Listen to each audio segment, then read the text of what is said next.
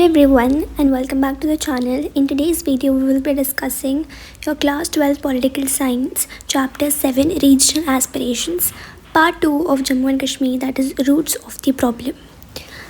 अब क्या होता है कि 1947 के पहले से की बात करते हैं हम.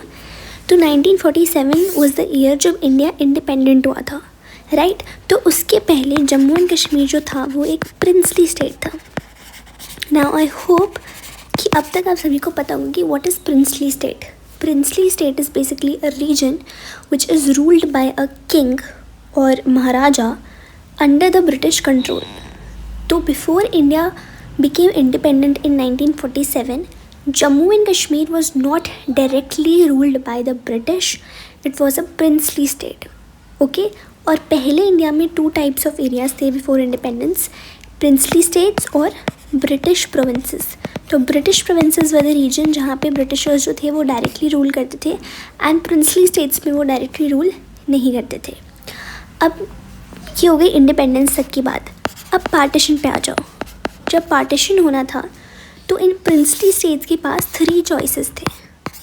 ठीक है, या तो जो है आप इंडिया को ज्वाइन कर लो, या फिर आप पाकिस्तान को ज्वाइन कर लो, या फिर आप इन दोनों को ना ज्वाइन करके यू रिमेन इंडिपेंडेंट, खुद का मतलब अपना एक स्टेट बना लो. So these were the 3 choices that the princely states had. अब जो जम्मू एंड कश्मीर के महाराजा थे, कौन थे? Maharaja Hari Singh. He did not wanted to merge either with India और with Pakistan, but he wanted to have an independent status for his state. मतलब वो चाहते थे कि जम्मू एंड कश्मीर जो है इंडिपेंडेंट रहे. बट अब जो पाकिस्तानी लीडर्स होते हैं उनको लगता है कि जो ये कश्मीर रीजन है दिस बिलोंग्स टू पाकिस्तान. ये कश्मीर रीजन ऑटोमेटिकली पाकिस्तान का है. देखो, अब इस चीज़ को समझने के लिए you also need to understand कि पार्टीशन का जो बेसिस था that was on the basis या फिर on the principle of religious majorities. इस बेसिस पे पार्टीशन हुआ था, प्रिंसिपल ऑफ रिलीजियस मेजॉरिटीज़. इसके हिसाब से बेसिकली जो रीजन लाइक फॉर एग्जांपल जो रीजन जहाँ जिस रीजन में जो मुस्लिम पॉपुलेशन ज़्यादा होगी वो रीजन पाकिस्तान के अंदर जाएगा. जो मुस्लिम पॉपुलेशन जहाँ पे मेजॉरिटी में होगी. तो ऐसे 2 एरियाज़ थे, वेस्ट पाकिस्तान और ईस्ट पाकिस्तान. उसमें भी प्रॉब्लम्स थी, वो हमने देखी. तो इस वजह से लग रहा था पाकिस्तान वालों को कि जो कश्मीर रीजन है वहाँ पे भी तो कश्मीरी मुस्लिम्स मेजॉरिटी में है. दैट मीन्स कश्मीर वाला जो रीजन है वो पाकिस्तान को बिलोंग करता है. बट इट वॉज बट जो ब्रिटिशर्स थे वो ये रूलर्स के ऊपर छोड़ के गए थे कि the rulers are going to decide कि उन्हें क्या करना है. तो यहाँ पे महाराजा हरी सिंह को डिसाइड करना था कि उन्हें पाकिस्तान ज्वाइन करना है या नहीं करना. बट पाकिस्तान ने खुद बोल दिया था कि नहीं, कश्मीर रीजन में मुस्लिम डोमिनेट कर रहे हैं, मेजॉरिटी पॉपुलेशन जो है स्टेट की वो मुस्लिम है, तो कश्मीर रीजन जो रीजन है वो पाकिस्तान को बिलोंग करता है. But the decision has to be taken by the Maharaja rulers. ठीक है. सो नाउ अब जो पीपल थे ऑफ द स्टेट, ठीक है, मतलब जो कश्मीर के अंदर जो लोग थे उन्होंने अपने आप को एज उनकी रिलीजन के टर्म्स में नहीं देखा कि वो बुद्धिस्ट है, वो मुस्लिम्स है, वो सिख है, वो हिंदू है. दे सॉ देमसेल्व्स, उनको अपनी खुद की जो मेन आइडेंटिटी लगी वो लगी कश्मीरी की, कि अबव ऑल वो क्या है, कश्मीरीज़ है. They are not Hindu, they are not Muslim, they are not Sikh, they are not Buddhist, but they are Kashmiris.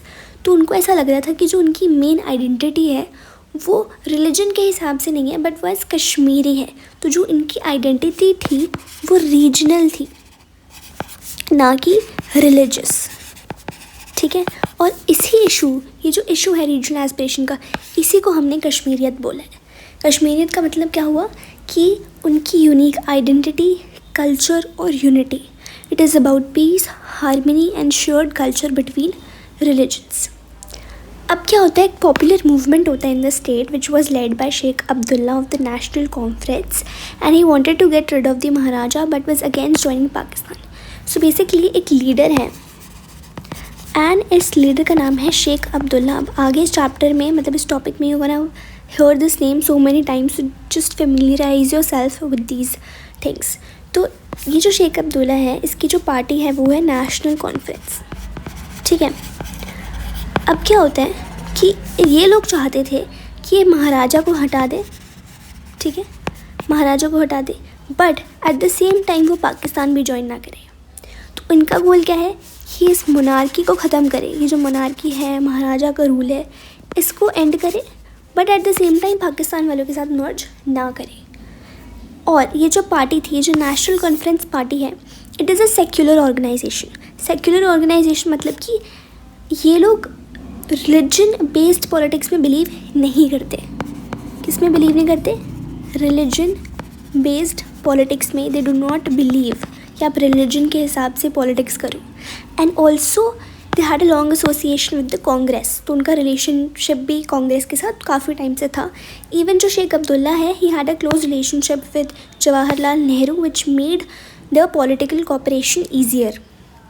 Okay, I hope this much is clear for all of you. Now moving on, next is that in October 1947, now just remember this date, okay, October 1947 में क्या होता है कि पाकिस्तान जो है basically लोगों को भेजता है अपनी साइड से कश्मीर में, ठीक है। अब ये कौन लोग हैं? ये लोग हैं ट्राइबल फाइटर्स, एंड इनका जो एम था वो था कि ये लोग कश्मीर को कैप्चर करें, राइट। ये आपका इंडिया है एंड इस साइड पाकिस्तान है, यहाँ पर आप मान लो जम्मू एंड कश्मीर है।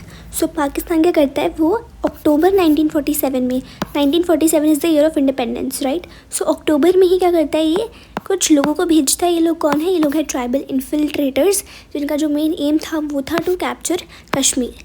एंड ये एम समझ के, मतलब वो कश्मीर को क्या करना चाहते हैं, उस पर कब्ज़ा करना चाहते हैं। इसकी वजह से क्या होता है कि जो महाराजा होते हैं, महाराजा इज़ फोर्स्ड कि वो इंडियन मिलिट्री हेल्प मांगे, ठीक है। उनको ये रियलाइज़ होता है कि वो खुद से अपने स्टेट को डिफेंड नहीं कर सकते, इसलिए he asks for India for military help. तो वो इंडिया से मिलिट्री हेल्प मांगते हैं, but India is ready to help Kashmir, but उन्होंने क्या रखी, कंडीशन रखी कि ठीक है हम आपको सपोर्ट देंगे, only on the condition that if you sign the instrument of accession। अब ये instrument of accession क्या है? It is basically that official document, official legal document by which Kashmir will officially become the part of the Indian Union। ठीक है, तो जैसे ही महाराजा ये instrument of accession को साइन करते हैं, इंडिया की जो मिलिट्री है वो पहुंच जाती है हेल्प करने कश्मीर को फ्रॉम दीज इन्फिल्ट्रेटर्स। इस इंस्ट्रूमेंट ऑफ एक्सेशन से जम्मू एंड कश्मीर जो है वो ऑफिशियली इंडिया का पार्ट बन जाता है एंड इंडियन यूनियन का मेंबर हो जाता है। तो उसके बाद इंडियन आर्मी यहाँ पे एंटर करती है और इन अटैकर्स को वापस से क्या करती है, पाकिस्तान भेजती है।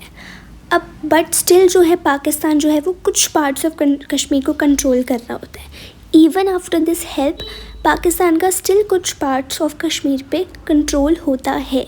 तो अब क्या होता है, इसकी वजह से इंडिया जो है वो यूएनओ का हेल्प लेता है। यूएनओ क्या है? United Nations organisation. सो एक रेजोल्यूशन जो है विच इज़ डेटेड 21 अप्रैल 1948, वो एक 3 स्टेप प्रोसेस रिकमेंड करता है इस इशू को रिजॉल्व करने के लिए, ठीक है। जो यूएन का रेजोल्यूशन होता है ऑफ 21 अप्रैल 1948, यूएन ने सजेस्ट किया एक 3 step solution to resolve this process. Why? Because Pakistan still continued to control a sizable part of the state. अभी 3 step process क्या है? जो फर्स्ट प्रोसेस है, जो फर्स्ट स्टेप है, that is Pakistan had to withdraw its entire nationalities who entered into Kashmir. मतलब पाकिस्तान ने जितने भी फाइटर्स या ट्रूप्स जो है कश्मीर में भेजे हैं, उन सबको पाकिस्तान को जो है विदड्रॉ यानी वापस करना पड़ेगा, ठीक है। तो पहला पार्ट इसका हो गया पाकिस्तान का। Second India needed to progressively reduce its forces so as to maintain law and order. मतलब जब पाकिस्तान ने अपने इन्फिल्ट्रेटर्स को वापस ले लिया तो इंडिया भी स्लोली वहाँ पे जो उनका आर्मी प्रेजेंस है उसको विड्रॉ करेगी, उसको रिड्यूस करेगी और उतनी ही फोर्सेस रखेगी जो peace law and order maintain करने के लिए काफ़ी है, इनफ है, ठीक है। तो सेकेंड इंडिया का पार्ट का हो गया। थर्ड क्या है? Third, a plebiscite was to be conducted in a free and impartial manner. अब प्लेबिसाइट क्या होता है? प्लेबिसाइट होता है एक पब्लिक वोट।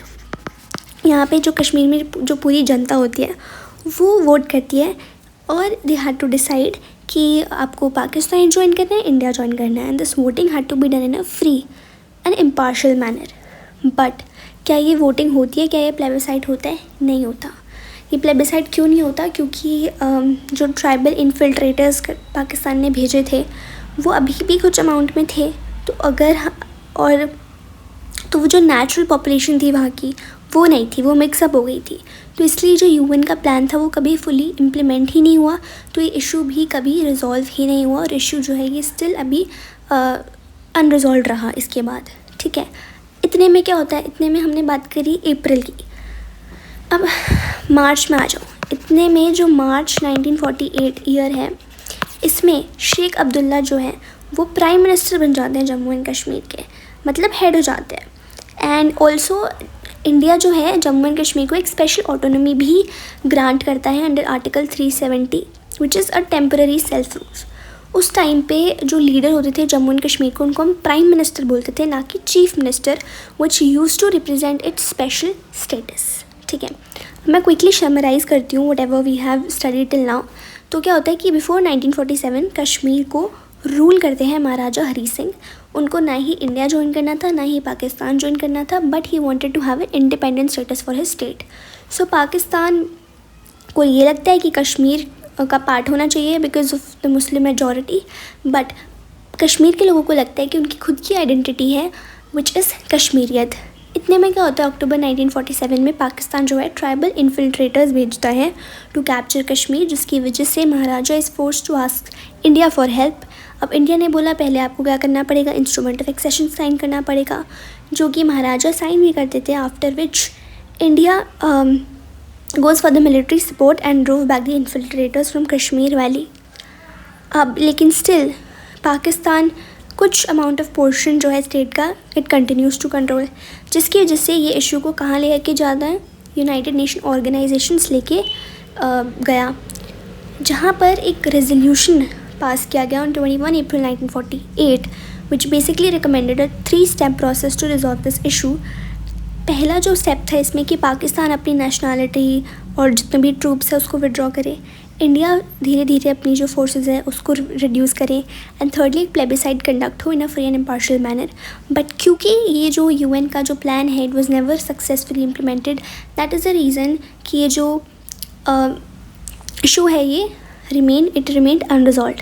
इतने में मीनवाइल जो है शेख अब्दुल्ला मार्च 1948 में प्राइम मिनिस्टर बन जाते हैं of the state of Jammu and Kashmir, and India also agree कर देता है to grant provisional autonomy under the article 370.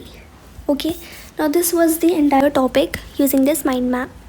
Now before 1947 Jammu and Kashmir was a princely state wherein Maharaja Hari Singh wanted to remain independent and wanted to have an independent status for his state.